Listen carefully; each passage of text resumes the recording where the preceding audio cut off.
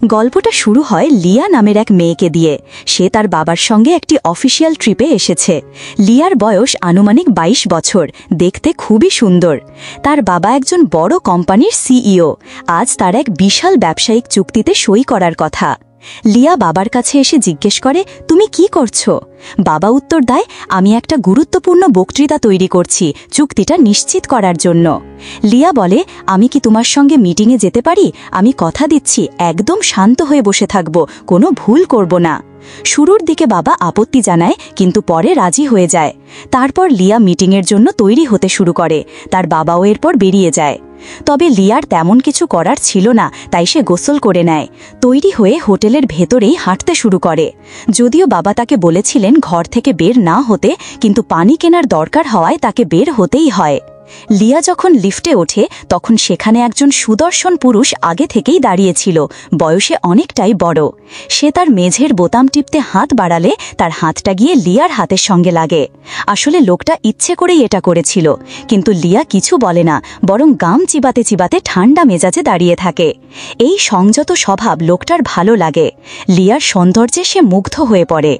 এরপর সেই লোকটার মেঝে চলে আসে। সে লিফট থেকে নামার সময় ঘুরে আবার লিয়ার দিকে তাকায়। লিয়া তখন আবার তার রুমে ফিরে আসে। ভেতরে ঢুকে দেখে তার বাবা আগেই ফিরে এসেছে। বাবা তাকে জিজ্ঞেস করে, তুমি কোথায় গিয়েছিলে? লিয়া বলে, আমি একটা পানির বোতল আনতে গিয়েছিলাম। বাবা বলে, কিছুক্ষণের জন্য গেলেও অন্তত আমাকে জানিয়ে যেও। লিয়া নিজের ভুল বুঝতে পারে, বাবার কাছে ক্ষমা চায়। তখন বাবার রাগ কিছুটা কমে যায়।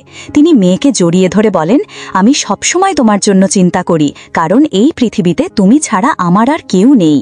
এই সময় বাবা জানান যে হোটেলের পক্ষ থেকে একটা বিজনেস পার্টির আয়োজন করা হয়েছে। তিনি বলেন, তাড়াতাড়ি রেডি হয়ে নাও, আমাদের সেই পার্টিতে যেতে হবে। লিয়া পোশাক পরিবর্তন করতে করতে বাবাকে জিজ্ঞেস করে, আজকের মিটিং কেমন গেল? আমরা কি চুক্তিটা পেয়ে যাব? তবে বাবা কোনো উত্তর না দিয়ে শুধু লিয়ার সাজগোজের প্রশংসা করে বলেন, তুমি অনেক সুন্দর লাগছো। তারপর বলেন, চলো এবার পার্টিতে যাই, আজ চুক্তিটা আমাদের হতেই হবে। তারপর তারা পার্টির ভেন্যুতে পৌঁছে যায়। সেখানেই লিয়ার বাবার দেখা হয় এক লোকের সঙ্গে, যার নাম ক্রিস্টিন। তিনি বলেন, এটা আমার মেয়ে। কিন্তু লিয়া তো আগেই ওই লোকটাকে চিনে ফেলেছে, কারণ লিফটে যে লোকটা তাকে স্পর্শ করেছিল সেই এই ক্রিস্টিন। লিয়ার বাবা ক্রিস্টিনকে নিয়ে অন্যদিকে গিয়ে কথা বলতে থাকে। এই সময় লিয়া বাবাকে বলে, এইবার অন্তত একটা চুক্তি করে ফিরে এসো। তারপর সে পার্টিতে অন্য অতিথিদের সঙ্গে কথা বলা শুরু করে। লিয়া দূর থেকে দেখে যে তার বাবা আর ক্রিস্টিন কিছু একটা নিয়ে তর্ক করছে। এরপর লিয়া তার বাবার কাছে আসে, কারণ তাকে একটু ভেঙে পড়া দেখায়। সে জিজ্ঞেস করে, আমি কি তোমাকে কিছু সাহায্য করতে পারি? বাবা রেগে গিয়ে বলে, তুমি কি আমার জন্য চুক্তিটা আনতে পারবে? যদি পারো তাহলে এটা এনে দাও। এই কথাগুলো বারবার বলায় লিয়া হতাশ হয়ে পড়ে। বাবার কঠিন ব্যবহারে লিয়া সদার সামনে কান্নায় ভেঙে পড়ে। সে কাঁদতে কাঁদতে হোটেলের বারান্দার দিকে দৌড় দেয়। সেখানে ক্রিস্টিন আগে থেকেই দাঁড়িয়েছিল। ক্রিস্টিন তাকে দেখে জিজ্ঞেস করে, তুমি কি পার্টি উপভোগ করেছ? লিয়া শুকনো গলায় বলে, খুব একটা না। এরপর ক্রিস্টিন সামনে এসে সিগারেট খেতে খেতে লিয়ার দিকে এগিয়ে আসে। সে নিজের গলা থেকে মাফলার খুলে লিয়ার গলায় জড়িয়ে দেয় আর বলে, অনেক ঠান্ডা পড়েছে। কিন্তু এমন ঘনিষ্ঠ ব্যবহারেও লিয়া কিছু বলে না। ক্রিস্টিন জিজ্ঞেস করে, তুমি কোথায় থাকো? লিয়া উত্তর দেয়, আমার বাবা ব্যবসার কারণে অনেক জায়গায় ভ্রমণ করেন, তাই আমাকেও তার সঙ্গে সবখানে যেতে হয়। তবে আগে আমরা সুইজারল্যান্ডে থাকতাম, তারপর আমি দীর্ঘ সময় নিউজিল্যান্ডে কাটিয়েছি, ওটাই আমার বাবার জন্মস্থান। ক্রিস্টিন আবার জিজ্ঞেস করে, তুমি কি সবসময় এভাবেই ঘুরে বেড়াও? কখনো কি একা লাগে না তোমার? লিয়া শান্তভাবে বলে, ভ্রমণের কারণে সবসময় নতুন মানুষের সঙ্গে দেখা হয়, তাই একা লাগে না। লিয়ার এই সহজ পরিপক্ক উত্তর ক্রিস্টিনের খুব ভালো লাগে। আসলে ক্রিস্টিনই একমাত্র ব্যক্তি যে লিয়ার বাবাকে এই চুক্তি দিতে পারতেন, কারণ তিনি এক বড় কোম্পানির ক্রয় বিভাগের প্রধান, আর তার সিদ্ধান্তেই কোম্পানিটা লিয়ার বাবার সঙ্গে কাজ করবে কিনা তা নির্ভর করছে।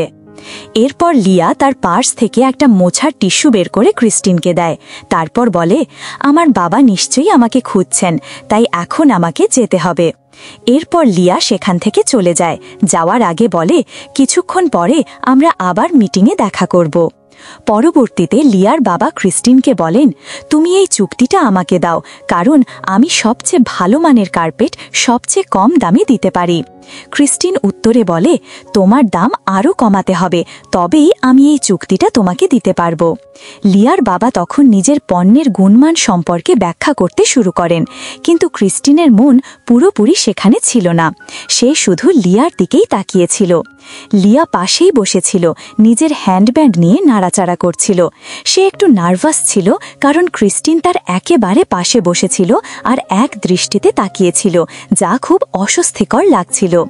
এরপর ক্রিস্টিন লিয়াকে অনুপযুক্তভাবে স্পর্শ করতে শুরু করে। এই আচরণে লিয়ার খারাপ লাগে। সে তার পা সরিয়ে নেয় এবং পানি খেতে খেতে একটু বিরক্ত দৃষ্টিতে ক্রিস্টিনের দিকে তাকায়। লিয়ার বাবা তখন লিয়ার দিকে তাকিয়ে একটু হাসে, কিন্তু কেন হাসছে তা লিয়া বুঝতে পারে না। মিটিং শেষ হবার পর লিয়া বাবার সঙ্গে হোটেল থেকে বের হয়। সে বাবাকে বলে, ক্রিস্টিন অনেক অদ্ভুত আচরণ করছে। তখন তার বাবা বলে, কেমন অদ্ভুত বলো তো? ব্যবসার লোকেরা এমনই খোলামেলা হয়, ও শুধু বন্ধুত্ব করতে জানে, এটাই ওর স্টাইল। লিয়া তখন বলে, আমি আমার রুমে যেতে চাই, কিন্তু তার বাবা জোর করে তাকে পার্টিতে নিয়ে যায়।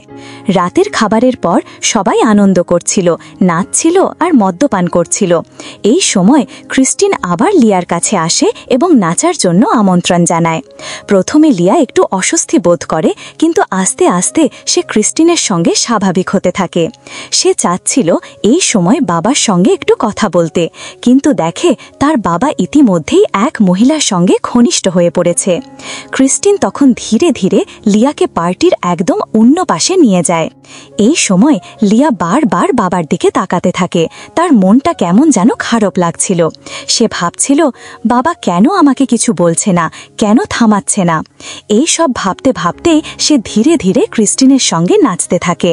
এখন লিয়াও ধীরে ধীরে ক্রিস্টিনের প্রতি আকৃষ্ট হয়ে পড়ে। সে একবার চোখ তুলে তার বাবার দিকে তাকায়, যিনি তখন নিজের আনন্দে ব্যস্ত আর লিয়ার দিকে একবারও তাকাচ্ছেন না। এটা ছিল লিয়ার জীবনে প্রথমবার যখন সে তার বাবার কাছ থেকে এমন ব্যবহার দেখল। তার বাবা কখনো তাকে এত স্বাধীনতা দেননি। ঠিক তখন ক্রিস্টিন লিয়াকে চুমু খেতে খেতে তার সঙ্গে নাচতে শুরু করে। লিয়া তখনও তার বাবার দিকেই তাকিয়েছিল। এবার তার বাবাও তাকায়, কিন্তু তারপরই মুখ ঘুরিয়ে নেয়। লিয়ার মনে হচ্ছিল হয়তো তার বাবা ইচ্ছা করেই তাকে ক্রিস্টিনের কাছে যেতে দিচ্ছেন, অথবা হয়তো এর পেছনে অন্য কিছু কারণ আছে, কিন্তু কোনো কিছুই তার বুঝে আসছিল না। এরপর ক্রিস্টিন লিয়াকে বলে, চলো কোথাও বাইরে যাই। লিয়া রাজি হয়ে যায়। তারপর ক্রিস্টিন লিয়ার হাত ধরে তাকে নিয়ে যায়। লিয়া তখন খুবই বিভ্রান্ত অবস্থায় ছিল। এরপর ক্রিস্টিন লিয়াকে নিজের রুমে নিয়ে যায়। রুমে পৌঁছেই সে লিয়াকে একটি পানীয় দেয়। লিয়া সেটি খেতে শুরু করে। তখন হঠাৎ করেই ক্রিস্টিন পেছন থেকে এসে লিয়ার ঘাড়ে চুমু খায়। ধীরে ধীরে তারা একে অপরের খুব কাছাকাছি চলে আসে এবং ঘনিষ্ঠ মুহূর্তে জড়িয়ে পড়ে। এই মুহূর্ত শেষে হঠাৎ করেই ক্রিস্টিন উঠে চলে যায়। লিয়া কিছুই বুঝে উঠতে পারে না ক্রিস্টিন কেন এত তাড়াতাড়ি চলে গেল। এরপর সে আবার পার্টি হলে ফিরে আসে। তখনও সবাই আনন্দে নাচছিল, গান করছিল। লিয়া তার বাবাকে খুঁজতে থাকে। কিছুক্ষণ খোঁজার পর সে দেখতে পায় যে তার বাবা ক্রিস্টিনের সঙ্গে কথা বলছেন। তাদের দুজনের মুখে তখন হাসি। কিছু সময় আগেই তারা চুক্তি নিয়ে তর্ক করছিল, আর এখন একসঙ্গে হাসছে। লিয়া ওদের দিকে ভালো করে তাকিয়ে বুঝে ফেলে তার বাবা চুক্তিটি পেয়ে গেছেন। তার মনে হচ্ছিল কি চতুরভাবে ক্রিস্টিন এই চুক্তিটা করল, ভেবে সে আর নিজেকে থামাতে পারছিল না। তারপর সে বাবার কাছে যায় এবং আনন্দে যোগ দেয়। সেখানেই সে আবার ক্রিস্টিনকে দেখে, কিন্তু এবার ক্রিস্টিন তার সঙ্গে চোখে চোখ রাখতেও চাইছিল না। সে তাকাচ্ছিল না একটুও। তবে লিয়ার বাবা খুব খুশি ছিলেন। বাবার খুশি মুখ দেখে লিয়াও একটু খুশি হয় আর বলে, দারুণ করেছো বাবা। কিন্তু তার বাবা কিছুটা অস্বস্তিতে পড়ে যান। মনে হয় কথাটা তার কাছে অদ্ভুত লেগেছিল। এরপর লিয়া বাবার হাত ছেড়ে দেয় এবং সবার সামনেই এগিয়ে গিয়ে ক্রিস্টিনকে চুমু খায়। এতে লিয়ার বাবা রেগে যায় এবং তাকে টেনে ক্রিস্টিন থেকে আলাদা করে দেয়। ক্রিস্টিন তখন কেবল দাঁড়িয়ে এসব দেখছিল, কিছুই বলছিল না। তখন লিয়া বাবার হাত ছাড়িয়ে সেখান থেকে চলে যায়। তার বাবা পেছনে দৌড়ে আসে। লিয়া বেরিয়ে এসে এক ট্যাক্সি ডাকে। তখন বাবাও দৌড়ে এসে তার পেছনে আসে। সে নিজের কোট খুঁজে মেয়ের গায়ে জড়িয়ে যায়। কিন্তু এবার লিয়া বুঝে যায় তার বাবা আসলে তাকে ব্যবহার করেছিলেন। ইচ্ছা করেই তাকে এই স্বাধীনতা দিয়েছিলেন যাতে সে ক্রিস্টিনের আরও কাছে যেতে পারে। তার বাবা তাকে জড়িয়ে ধরে রাখতে চায়, কিন্তু লিয়া নিজেকে ছাড়িয়ে নেয়, কারণ সে মনে মনে ঠিক করে ফেলেছে তাদের এই সম্পর্ক এখানেই শেষ। তার বাবা বলে, তুমি ছাড়া আমার পৃথিবীতে আর কেউ নেই। এই কথা শুনে লিয়ার চোখে জল চলে আসে। সে কাঁদতে কাঁদতেই ট্যাক্সিতে উঠে যায় এবং সেখান থেকে চলে যায়। এইভাবেই সিনেমার শেষ হয়, লিয়ার ভাঙা হৃদয় দিয়ে। তাহলে এই তিনজনের মধ্যে আসল দোষ কার? লিয়ার বাবা, যে কেবল নিজের ব্যবসার স্বার্থে মেয়েকে ব্যবহার করতে চেয়েছিলেন, না লিয়া, যে একটা অদ্ভুত সম্পর্কে জড়িয়ে পড়েছিল ভালোবাসা খুঁজে, নাকি ক্রিস্টিন, যে কেবল নিজের ইচ্ছা আর চুক্তির জন্য অন্যকে ব্যবহার করেছিল? তোমার মতামত আমাদের কমেন্টে লিখে জানাও।